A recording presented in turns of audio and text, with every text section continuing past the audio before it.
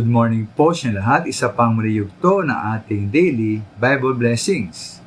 Pamagat po na ating aring umaga ay ang wastong panalangin. Ang wastong panalangin. Alam mo po kung mayroong tatay na may sakit. Ngunit ayaw niyang magpatingin sa doktor. Ayaw din magpa-test. Ayaw din uminom ng gamot. Matigas ang ulo. Ngayon po, okay ba na aking panalangin sa Panginoon na gumaling ang tatay ko kapag siya mismo ay namang magpagaling? Ako po na itanong naman nila sapagkat minsan nakabasa ko ng mga prayer request sa ating Wednesday prayer meeting.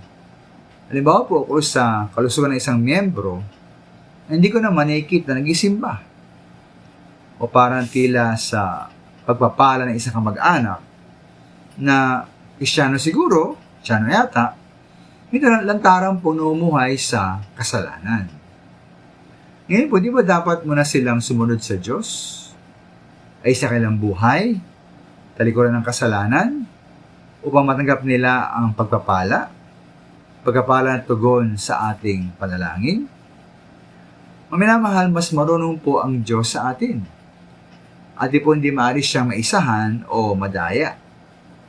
Ay nga po sa Job 35:13, tunay na hindi didinggin ng Diyos ang walang kabuluhan, ni pakundangan man ito ng makapangyarihan sa lahat.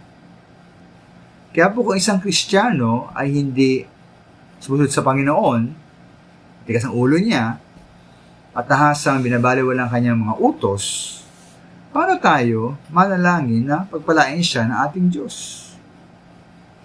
Nga po sa Kawikaan 15:29, pinapakinggan ni Yahweh ang daing ng matuwid, ngunit ang panawagan ng masama ay hindi nirinig.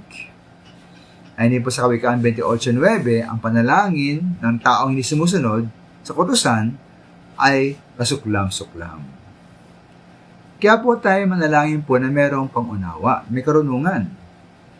Bawat ating panalangin ang isang Kristiyano numuhay sa kasalanan o binabaliw ang Diyos, marahil po atin mo nang kausapin siya at himukin na siya manumbalik sa Panginoon upang magkaroon ng kabuluhan ating panalangin para sa Kanya.